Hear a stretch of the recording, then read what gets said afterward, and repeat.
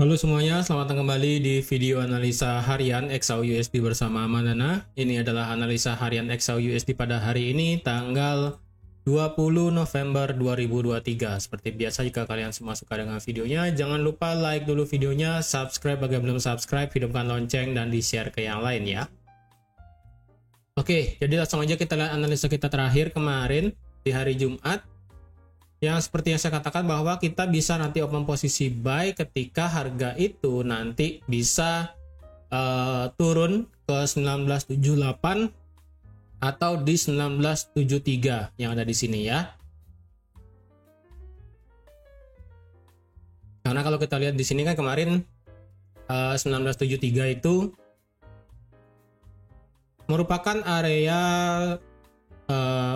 demand dan juga menjadi area resistance become support juga yang ada di sini.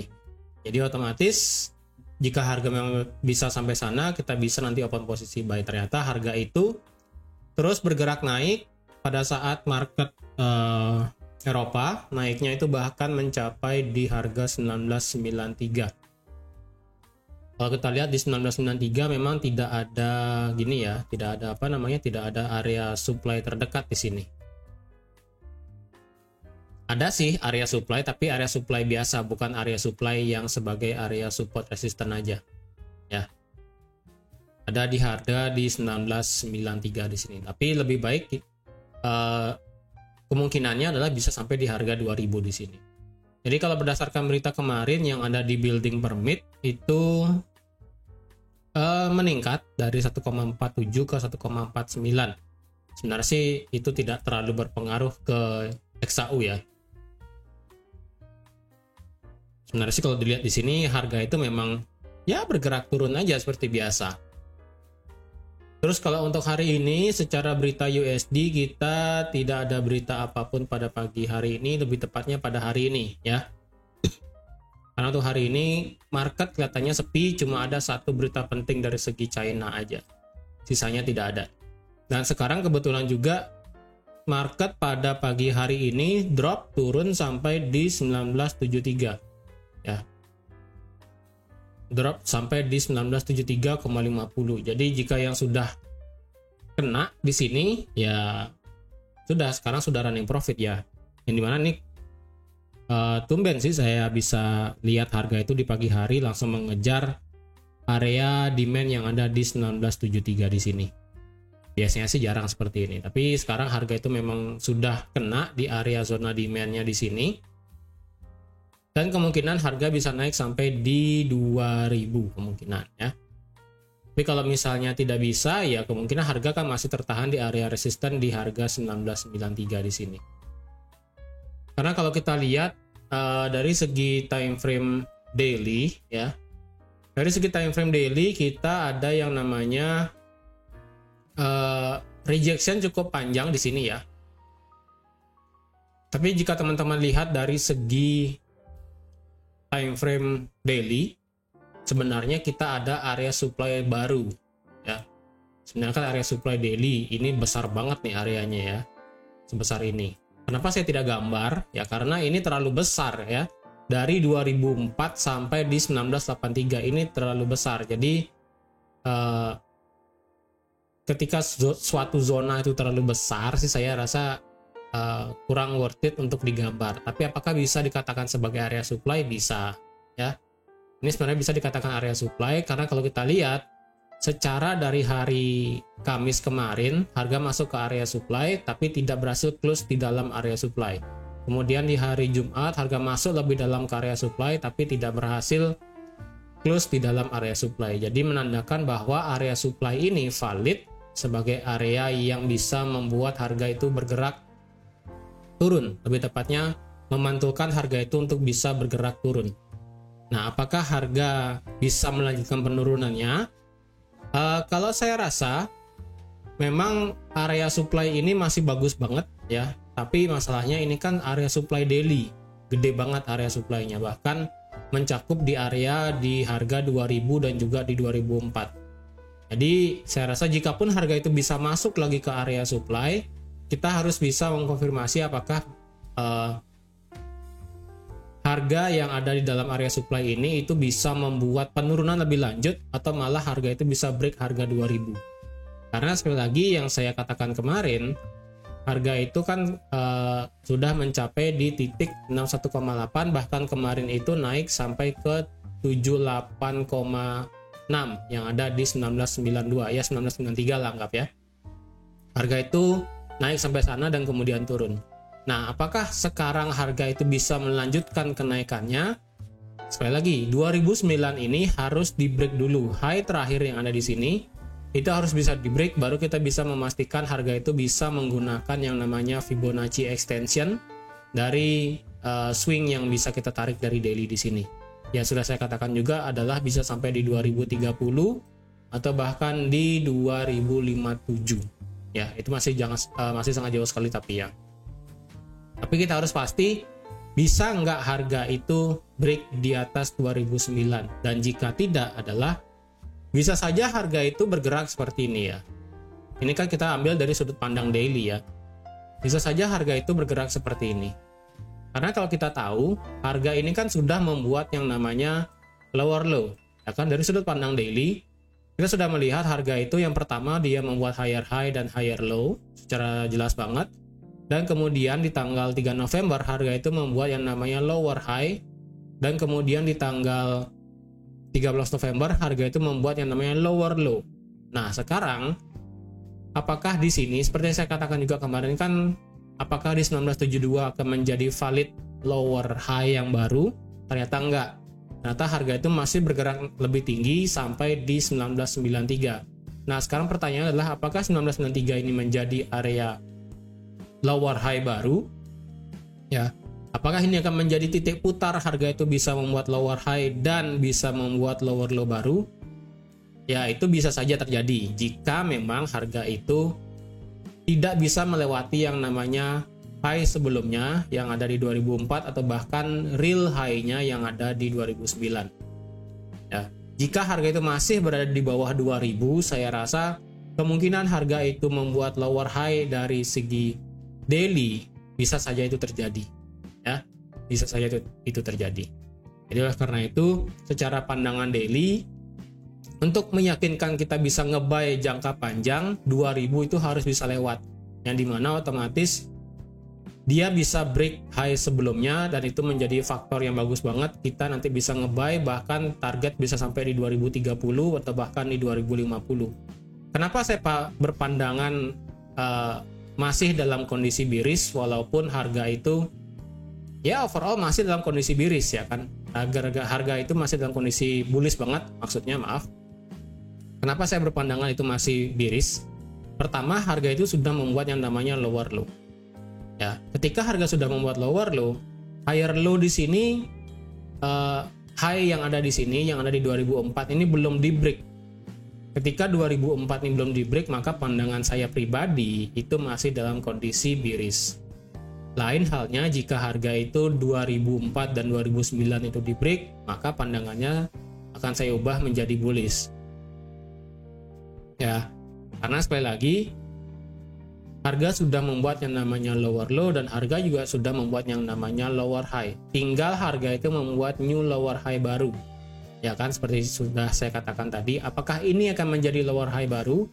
Bisa saja ya, karena untuk pertama kalinya selama dari awal November sampai 17 November kemarin, tanggal 17 November kita melihat yang namanya candle doji di sini. Ya. Candle doji di sini, yang dojinya di sini lebih panjang ekor atasnya. Nah, kecenderungannya adalah bisa saja untuk hari ini, walaupun kita tidak ada berita apapun dari segi USD, harga itu bisa saja membuat penurunan cukup turun seperti ini ya. Jika memang harga itu turun membuat candle merah sepanjang ini, ya misalnya harga itu membuat candle merah sepanjang ini ya, dari 1980 sampai di 1963 misalnya gitu kan. Dan jika demikian ya sudah, berarti ini menandakan adanya penurunan lebih lanjut, dan ini berarti bisa menjadi lower high yang baru. Tapi misalnya harga tetap bergerak di sini-sini aja, ya belum bisa dikatakan sebagai ini adalah lower high yang baru. Ya, belum bisa dikatakan demikian. Jadi kalau teman-teman mau masih bisa ambil posisi buy, bisa, tapi masih dalam ruang lingkup H4 atau ruang lingkup H1. Jangan dibawa ke daily ya. Karena kalau dibawa ke daily, teman-teman takutnya keseret cukup panjang seperti itu. Jadi kalau sudut pandang daily itu berbeda saya rasa dengan sudut pandang dari segi time frame H1 dan juga H4. Karena kalau H1 kan kita jelas banget, seperti yang sudah saya katakan juga di time frame H1 dan H4 kita sudah melihat yang namanya change of character, ya kan? Harga sudah membuat lower low, tapi lower low di sini berhasil di break. Harga yang ada malah membuat higher high dan higher low baru. Jadi otomatis sudut pandang yang ada di H1 itu masih dalam keadaan bullish. Tapi jika teman-teman bertanya bagaimana apakah kita bisa nge-sell dengan mengikuti sudut pandang daily, ya. Jika ingin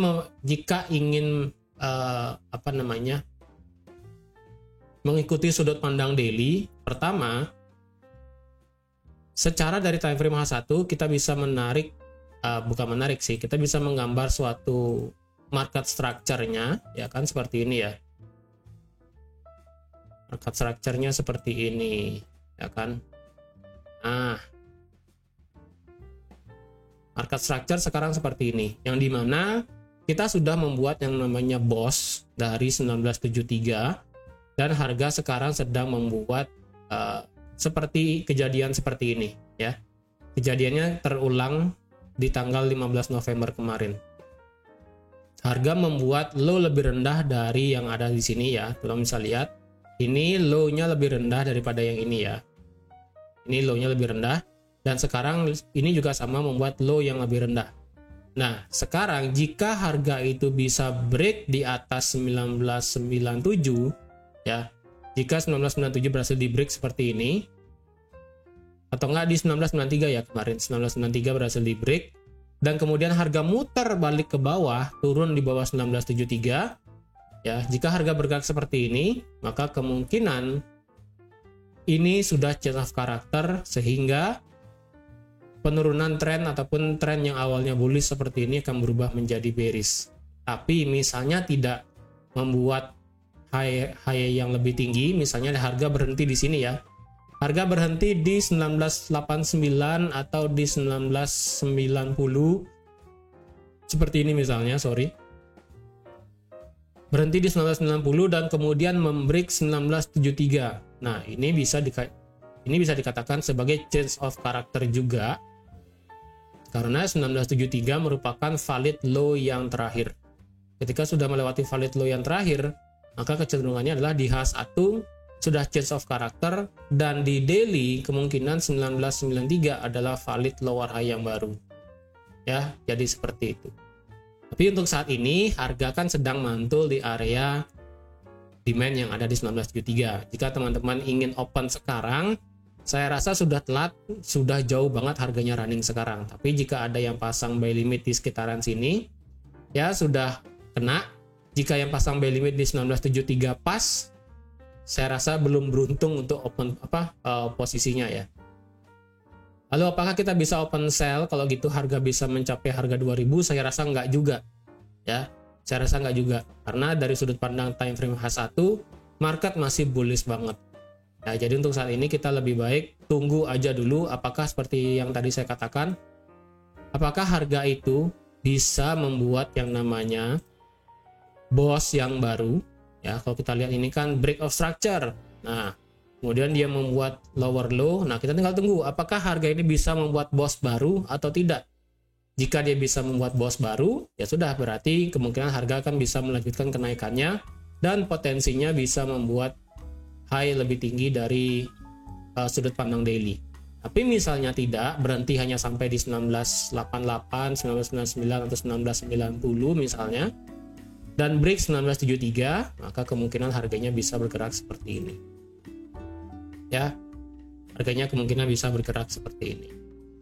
Oke, jadi sebelum saya akhiri di sini, karena saya lihat banyak yang komen di kolom komentar kemarin perihal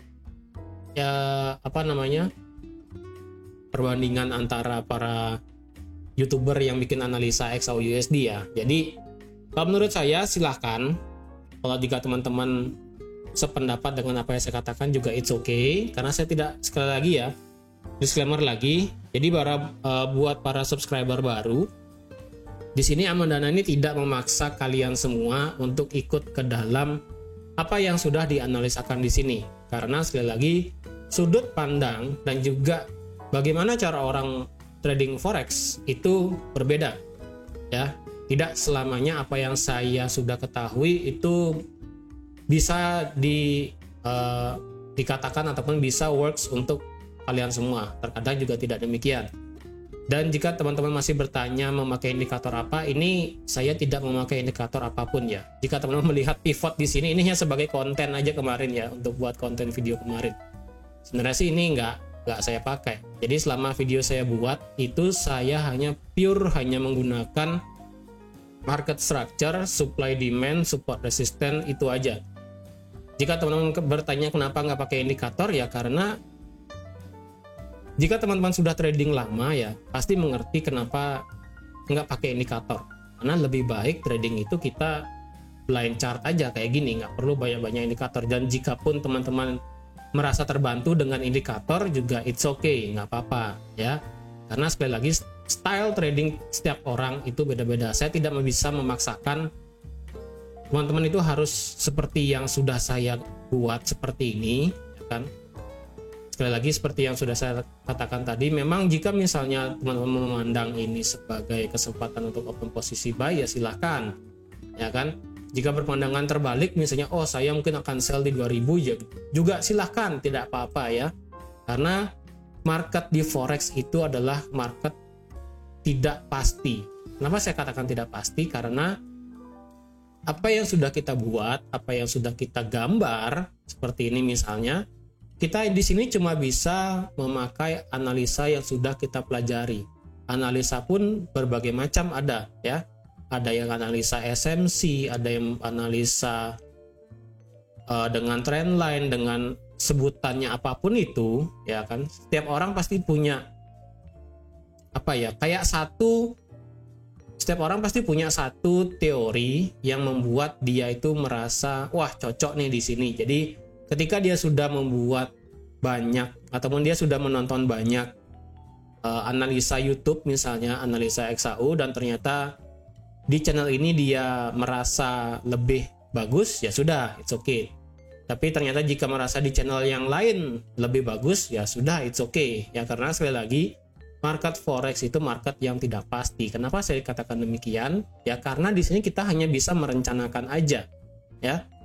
Kita tidak bisa memastikan pasti banget harga itu akan break di atas 2000. Ataupun seperti ini misalnya, pasti banget harga akan bisa break sampai 2000 atau bahkan 2030 ataupun sampai ke 2100. Atau kita bisa memastikan harga itu akan turun menutup gap sampai di 1830 atau turun sampai di 1800 ya.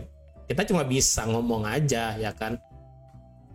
Pasti banget saya terasa nggak bisa, karena di market forex itu 1 tambah 1 tidak sama dengan 2 ya. Ini melawan hukum matematika ya.